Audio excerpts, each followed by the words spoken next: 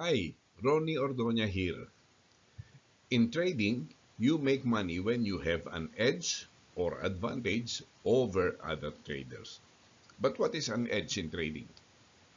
The concept of edge is best explained in gambling, specifically in the use of roulette wheel. After all, it has been said that the stock market is the biggest casino in the world. So I will use this to explain what edge means. Those who go to casinos must be familiar with this roulette wheel. Others must have seen this in movies. I will explain how this works for those not familiar with it.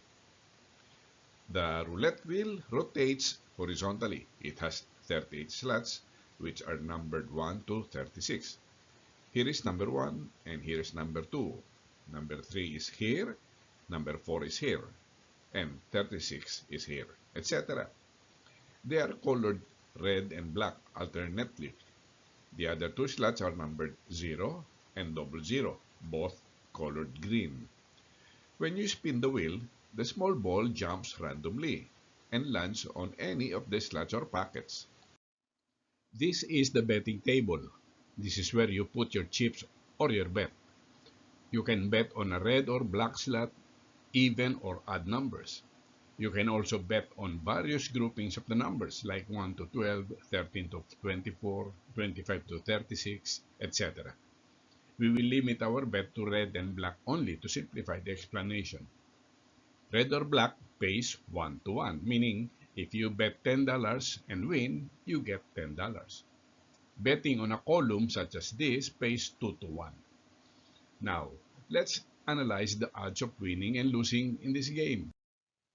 I modified this wheel a little bit to explain the concept of edge better.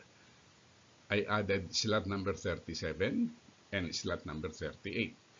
This wheel now has 19 red slots and 19 black slots, a total of 38 slots. If you bet on black, your chance of winning is 19 over 38. That is 50%. The house or the casino's chance of winning is also 19 over 38, also 50%. The real roulette, however, does not have numbers 37 and 38. So, let's remove them now. In their places instead are 0 and 00, both colored green, as you can see now. If the ball lands on either of the green slots, you lose. The house wins. So, there are now 20 slots that favor the house. That is 8 in red or black plus 2 greens, a total of 20 slots. The gambler has only 18 in his favor. In short, the casino's chance of winning is now 20 over 38, which is equal to 52.6%. And your chance of winning is 18 over 38, or 47.4%. The casino has an edge over you, and that is the difference between the two, 52.6% minus 47.4%, or 5.2%. This means that over many bets, say 1,000, the casino has a high probability of winning 526 times and losing only 474 times. The casino is not bothered by the losing games because in the long run, his edge will manifest and he will end up the winner. The casino's focus is in increasing the number of gamblers. That is why he gives a lot of promos like free rooms for the high rollers, drinks, and other entertainment. So you see, while the casino is in the gambling industry, the casino is not really gambling. It is doing business.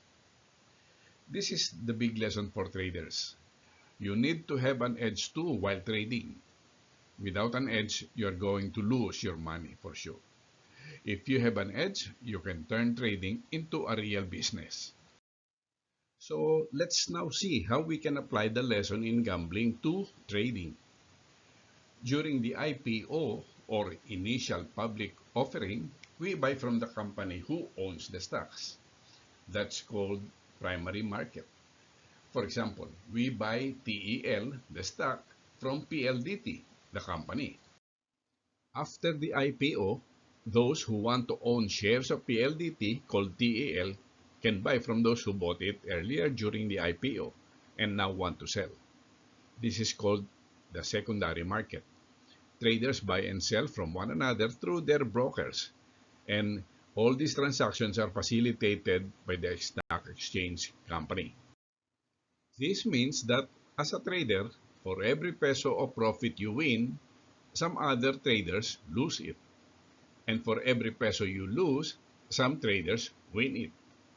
This makes the stock market a zero-sum game. Those who trade with an edge get their profit from those who don't have an edge. So you see, the way to make money in the stock market is to be like the casino, to have an edge.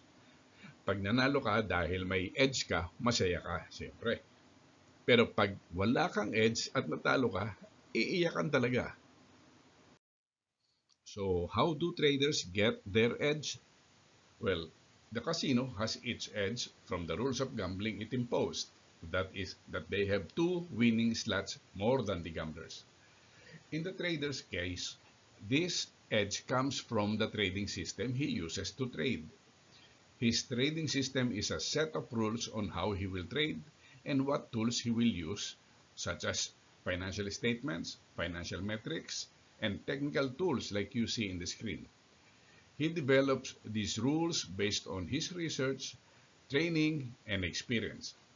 He then puts these rules and tools to test to see if these give him consistent and satisfactory profit. How much profit he gets is a measure of the size of his edge. I would like to make a special mention of the reward-risk ratio in trading. In the roulette game, you get a 1-to-1 or 2-to-1 ratio at most.